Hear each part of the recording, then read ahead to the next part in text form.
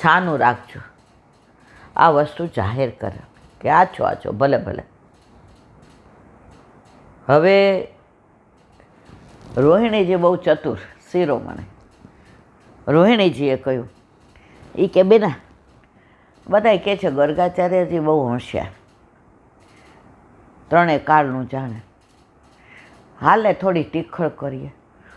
યશોદાજી કે એવું ના કરાય, આ તો મોટા મોટા ગુરુ છે.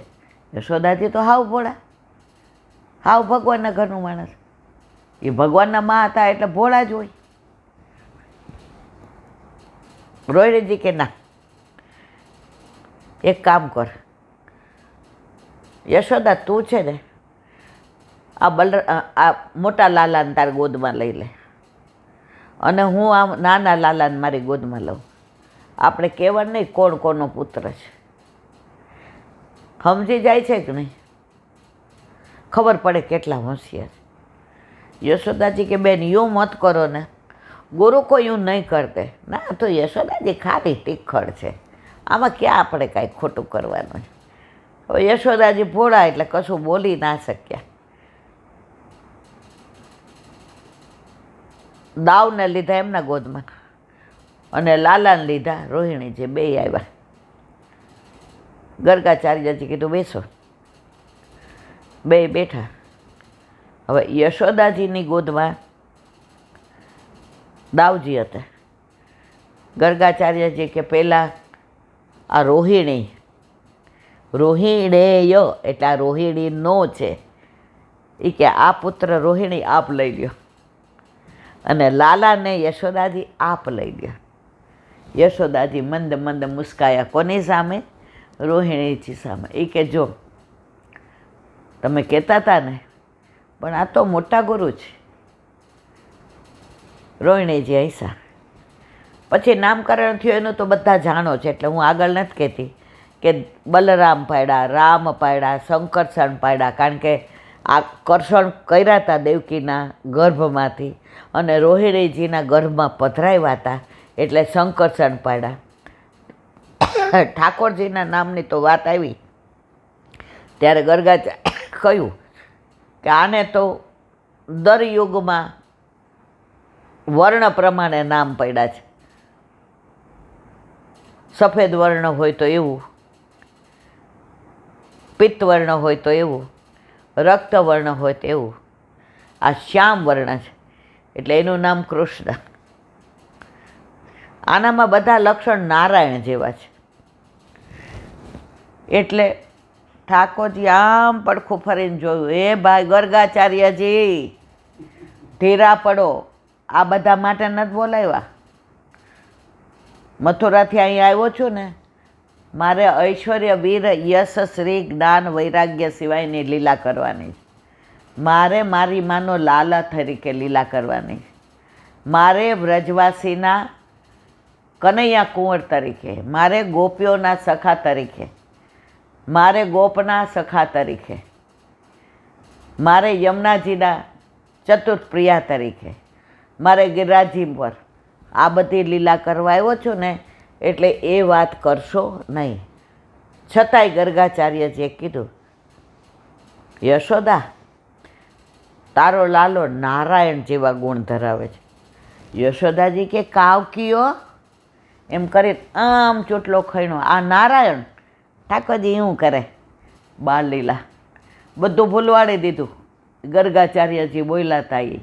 અને છતાંય આપણે જ્યારે ઋષિ ચૌદશ હોય કે કોઈ પણ આપણું ઉત્સવ હોય તો ગાઈએ છીએ, ધર્મ હિતે પાયો યહદન, ધર્મ હિતે પાયો, નીકે રાખ યશોદા મૈયા, નીકે રાખ યશોદા મૈયા, નારાયણ કર આયો યહદન, ધર્મ હિતે પાયો. કોક વાર આ કીર્તન બહુ સરસ છે. મને તો આ કીર્તનના ભાવ ગમે ને, એમ થાય રોજ કરશું, પણ પાછી અહીં બેસું ત્યારે વલ્લભ જે કેવડાવે એ કહીએ. ઇનડાયરેક્ટ કહી દીધું કે નારાયણ ઘર આવ્યો. આનું અનુસંધાન ઠાકોરજીએ પૂતના મારી કે તૃણાવત માર્યો કે અઘાસુર માર્યો કે બકાસુર માર્યો ત્યાં સુધી કાંઈ નહીં. જ્યારે 7 દિવસ 7 વર્ષના સાવરાએ બંસીના 7 સૂરમાં ગિરિરાજ ટચલી આંગળીના નખ કરપલ્લવ ધૈરો ત્યારે બધાએ કીધું નંદ બાવા સાચું બોલો, આ તમારો પુત્ર ન હોય. અને જે બધાએ આક્રોશ, પ્રેમ આક્રોશ, ત્યારે નંદ બાવા કે એ મને કાંઈ ખબર નથી. ગર્ગાચાર્યજી કહેતા હતા કે આ નારાયણ જેવો છે. જો એનું સંધાન ત્યારે આવ્યું. હવે આ વાત મારે એટલે કરવી પડી કે આ કીર્તનમાં ગર્ગાચાર્યજીએ નામ પાડ્યું. પહેલાં જે બ્રાહ્મણો, પુરોહિતો, પંડિતો આવતા ને એ આપણા ઘરનું કાંઈ રાંધેલું ન લેતા.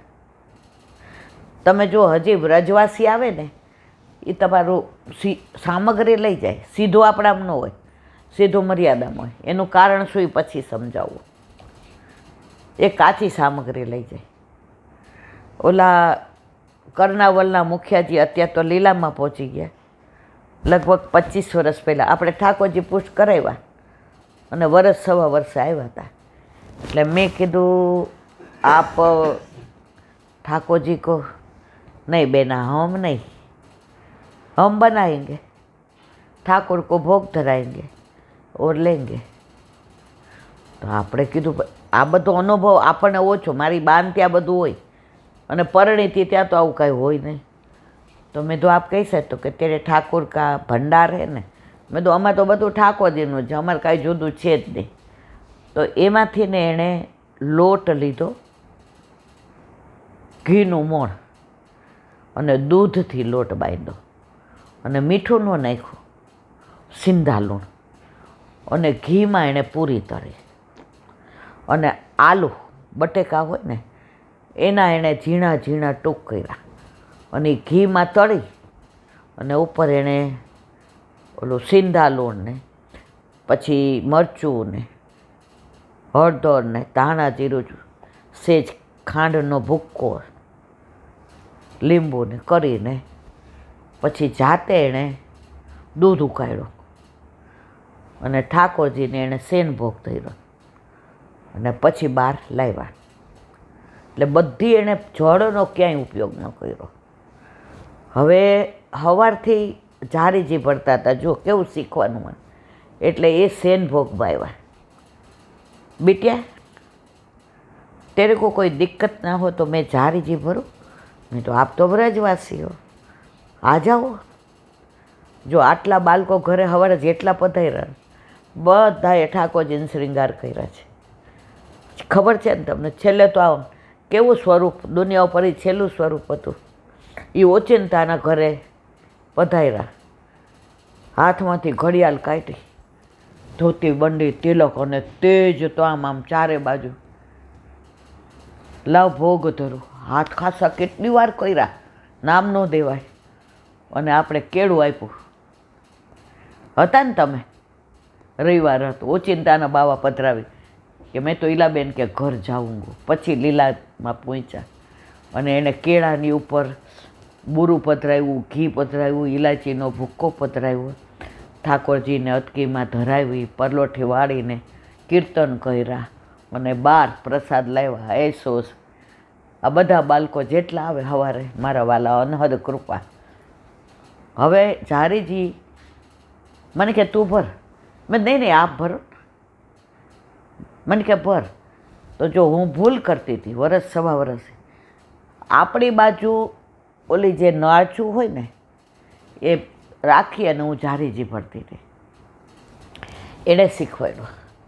જારીજી ખાસા કરી ટ્રસ્ટીમાં મૂકવાના, નેવડો બરાબર ખાસા કરવાનો.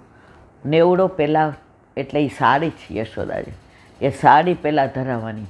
ઉઘાડા કોઈ પાણી પીએ? મેં કીધું ના. પછી કેવી રીતે નેવડો એ એણે શીખવાડ્યો.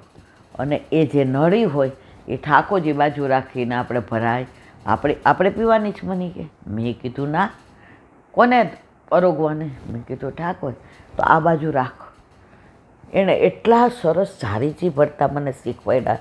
આજે 26-27 વર્ષ થયા, પણ હું જારીજી ભરું એટલે મને એ મુખ્યાજીનું અનુસંધાન સુધી આવ્યા વિના ન રહે. તો અહીંયા ગર્ગાચાર્યજીને યશોદાજીએ કીધું, सामग्री सिद्ध करो, मैंने सब कच्ची सामग्री तैयार की है और आप पधारो.